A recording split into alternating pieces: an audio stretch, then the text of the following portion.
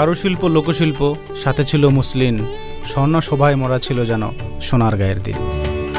প্রাচ্যের ড্যান্ডি হিসেবে খ্যাত নারায়ণগঞ্জ জেলার ঐতিহাসিক উপজেলা সোনারগাঁয়ের ঈশাখায়ের স্মৃতি বিজড়িত প্রাচীন বাংলার রাজধানী এই পানাম নগরী হইতে সবাইকে জানাচ্ছে সাদর আমন্ত্রণ। দর্শক মণ্ডলী, আমরা আমাদের ইতিহাস, ঐতিহ্য, কৃষ্টি, সংস্কৃতি, প্রত্নতাত্ত্বিক নিদর্শন সম্পর্কে জানতে এবং জানাতে আপনাদের নিয়ে যাব দেশের বিভিন্ন প্রান্তে।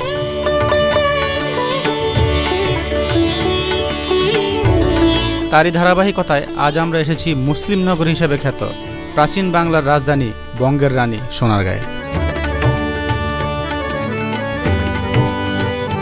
আমাদের শিল্প, সংস্কৃতি, ইতিহাস, ঐতিহ্যের সঙ্গে মিশে আছে এই সোনারগাঁয়ের নাম।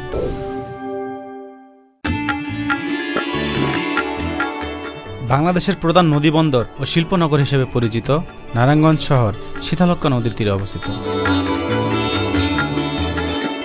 ঐতিহ্যবাহী মুসলিমাধিকার নারায়ণগঞ্জের জামদানি শাড়ি বিশ্ববাজারে আজও তার সুনাম অক্ষুণ্ণ রেখেছে। নারায়ণগঞ্জের মোগল, বারোভূঁইয়া, ব্রিটিশ আমলে গড়ে ওঠা বিভিন্ন ঐতিহাসিক স্থাপনার মধ্যে পানামনগর, মোগল স্থাপত্যের অনন্য নিদর্শন হাজীগঞ্জ ও সোনাকান্দা দুর্গ, বিবি মরিয়মের সমাধি, মুরাপাড়া প্রাচীন জমিদার বাড়ি, সনাতন ধর্মাবলম্বীদের তীর্থস্থান লাঙ্গলবন জনপদ, 400 বছরের পুরনো টাকশাল বাড়ি, ঈশা খাঁ ও তার ছেলে মুসা খাঁর প্রমোদ ভবন এর মধ্যে উল্লেখযোগ্য। প্রাচীন বাংলার রাজধানী হিসেবে পরিচিত সোনারগাঁয় এই নারায়ণগঞ্জেই অবস্থিত। মুসলিম খ্যাত নগরী হিসেবে সোনারগাঁয়ের পরিচিতি ছিল বিশ্বব্যাপী। 1338 খ্রিস্টাব্দে ফখরুদ্দিন মোবারক শাহ স্বাধীনতা ঘোষণা করলে সোনারগাঁ স্বাধীন বাংলার রাজধানী হিসেবে পরিণত হয়। বড়নগর, খাসনগর ও পানামনগর এই 3 নগরের মাঝে সবচেয়ে বেশি আকর্ষণীয় ও দৃষ্টিনন্দন ছিল এই পানামনগর। পানামের আরেক নাম ছিল হাওয়েলি সোনারগাঁও। এর শতাব্দী পুরনো ভবনগুলো ইতিহাসের সাক্ষী দেয় বাংলার বারোভূঁইয়াদের। অতীতের সৌন্দর্য, সংস্কৃতি, সম্পদ আর ভূরাজনৈতিক তাৎপর্যে পানামনগর ছিল শীর্ষস্থানে। 1000 বছরের প্রাচীন এই নগরীটি হারানো নগর হিসেবেও পরিচিত। 13 শতকের শেষভাগ পর্যন্ত হিন্দু রাজারা আর 14 শতকের গোড়া থেকে মুসলিম শাসকেরা এবং মোগল জামানা পেরিয়ে ব্রিটিশ আমলেও অব্যাহত থাকে এই জনপদের সমৃদ্ধি। 1500 শতকে ঈশা খাঁ সোনারগাঁয়ে বাংলার প্রথম রাজধানী স্থাপন করেন। এই প্রাচীন নগরীর পূর্বে মেঘনা আর পশ্চিমে শীতলক্ষ্যা নদী অবস্থিত। এই নদীপথ দিয়েই আমদানি ও রপ্তানি হতো মুসলিম ও থান কাপড়। ইস্ট ইন্ডিয়া কোম্পানির বাণিজ্যিক কার্যক্রম ও চিরস্থায়ী বন্দোবস্তের ফলে ইউরোপীয় অনুপ্রেরণায় নতুন উপনিবেশিক স্থাপত্য রীতিতে গড়ে ওঠে পানাম নগরী, যা পরবর্তীতে এই পোশাক বাণিজ্যের স্থান দখল করে নেয় নীল বাণিজ্য।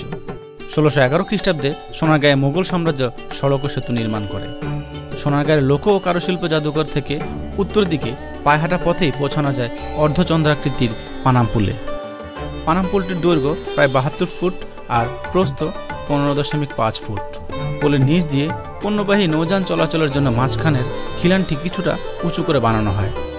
জানা যায় 1977 খ্রিস্টাব্দে পুলটিকে সংস্কার করা হয়।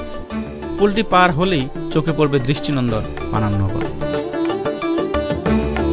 নগরীর যাতায়াতের জন্য রয়েছে প্রায় 5 মিটার প্রশস্ত আর 600 মিটার দৈর্ঘ্য একমাত্র রাস্তা, যাই নগরের মাঝখান দিয়ে বয়ে গেছে এপাশ ওপাশ।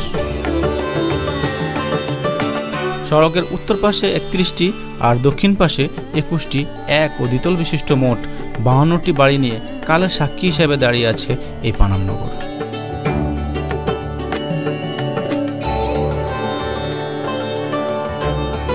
বাড়িগুলোর স্থাপত্যে ঔপনিবেশিকতা ছাড়াও সুলতানি, মোগলি, গান্ধারা ও ইউরোপীয় স্থাপত্য শৈলীর সাথে স্থানীয় কারিগরদের উদ্ভাবনী ক্ষমতা মিলিয়ে ভবনগুলোকে করেছে দৃষ্টিনন্দন। নগর পত্তনের পর কত যুগ পেরিয়ে গেছে, কিন্তু নগরের সেই বাড়িগুলো এখনও দাঁড়িয়ে আছে কালের বর্ণাঢ্য সাক্ষ্য দেবে বলে।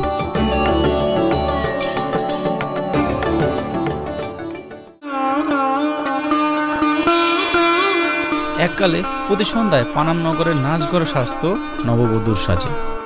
সুদূর কলকাতা থেকে আসতো গায়ক, বাদক আর নাচের শিল্পী। ঢাকা শহরের নানান জায়গা থেকে আসতো রাজা, জমিদার, ধনিক, বণিক। জমে উঠত ছন্দ স্বরের দারুণ জলসা। বর্তমানে পানাম নগরের রাস্তার দুই ধারে পুরনো যেসব ভবন দেখা যায় তা মূলত ঊনবিংশ এবং বিংশ শতাব্দীতে হিন্দু ব্যবসায়ীরা ব্রিটিশদের সহায়তায় গড়ে তোলেন।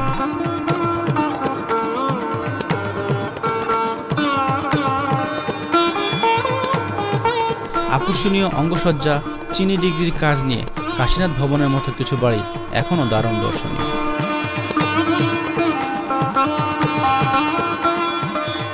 ধারাবাহিক সংস্কার কাজের মাধ্যমে প্রত্নতত্ত্ব অধিদপ্তর পানাম নগরের ভগ্নপ্রায় বাড়িগুলোকে বাঁচানোর চেষ্টা করে চলেছে কালের করাল গ্রাস থেকে।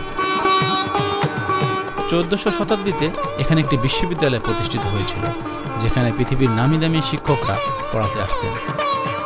জানা যায় এখানে একটি ভিত্ত বাজারও ছিল। পানাম নগরে এলে সোনারগাঁও মেলে ধরে ইতিহাস গ্রন্থের পাতা। এখানকার আলো ছায়া এসে আপনি যখন মেলে দিবেন কল্পনার ডানা, মনে হবে কিংবদন্তির পানাম যেন ইতিহাসের জীবন্ত জাদুঘর। 1965 খ্রিস্টাব্দে ভারত পাকিস্তান সাম্প্রদায়িক দাঙ্গার সময় হিন্দু ব্যবসায়ীদের এই বসতি স্বাভাবিকভাবেই ছিল লুটেরাদের লক্ষ্যবস্তু। যুদ্ধের সময় বহু হিন্দু ব্যবসায়ী ভারতে পাড়ি জমালে পানাম প্রায় জনমানবহীন হয়ে পড়ে। সেই শুরু, তারপর আর জেগে ওঠেনি পানাম। মূল বাসিন্দাদের অবর্তমানে বাড়িগুলো অযত্নে ক্ষয়ে যেতে থাকে। এরপর সরকারিভাবে বাড়িগুলোতে মনুষ্য বসতি গড়ার জন্য অনুমতি দেওয়া হয়। বাংলাদেশ স্বাধীন হওয়ার আগে ও পরে বাড়িগুলো মোট 14 থেকে 15 বছরের ইজারা দেওয়া হয় এবং পরে নবায়নও করা হয়। পরবর্তীতে 2004 সাল থেকে আর ইজারা দেওয়া হয়নি।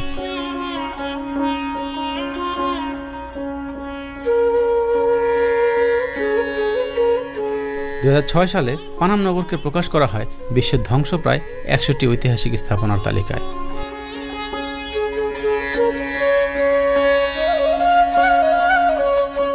2009 সালে নগরটিকে দখলমুক্ত করে সংরক্ষণের দায়িত্ব নেয় বাংলাদেশ প্রত্নতত্ত্ব অধিদপ্তর।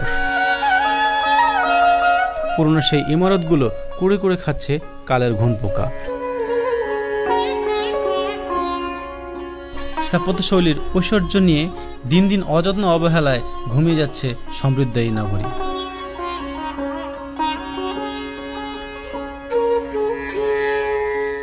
রাজধানী ঢাকা থেকে 172 কিলোমিটার দক্ষিণ পূর্বে 172 বর্গ আয়তন জুড়ে সোনালী অতীতের এই সুবর্ণ জনপদ এই সোনারগাঁও। গণনাবহুল নানা কাল পর্বের স্মৃতিচিহ্ন বুকে নিয়ে এই সোনারগাঁও ইতিহাসের মৌন এক গল্প কৌতুক।